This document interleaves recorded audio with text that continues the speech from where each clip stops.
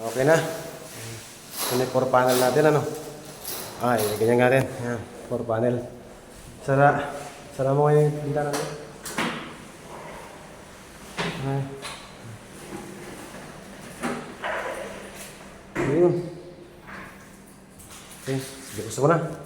Para maliwanag. Ito yung awning. Okay. Ito po yung awning. Ayan. Okay. May hangin. Dalawa sa gitna. Ayan. Ayan, isa pa. Ayan. Bukas mo na kayo lahat. Para malamig.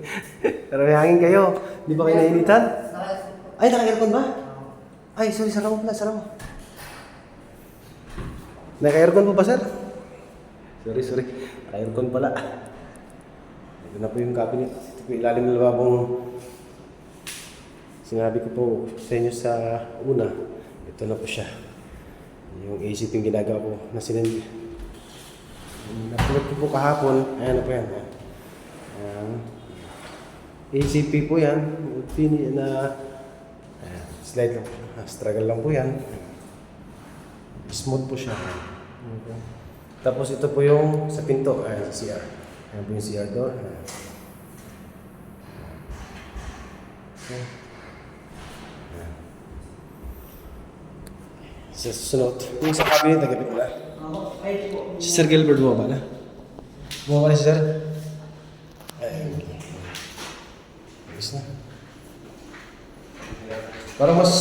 Ito rin may isa rin sa baba, ginawa ko. Parang mas maputi po yata ito. Mas puti kaysa ito sa baba. O pares na po. Pares na. Ng kulay. May aircon din po ba lahat? May aircon din po ba lahat? Hindi. Ito sir, paupahan mo rin. Sir, naman natin.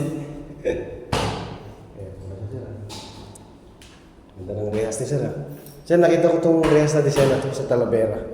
Pero square, ano siya? Flat bar. Ganyan din yung itsura. Yung hindi siya tapat-tapat. Merong mahaba, may maigsi. Magkabila, flat bar. Ito kasi parang hindi ma-book ko. Sa pinto po. Purpose niya.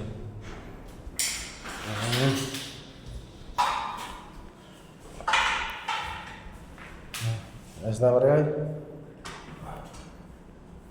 Sakto ba putol ko? Sakto lang? Sakto lang putol ko? Baka nalalagyan. Ano yung nalalagyan mo, Andel?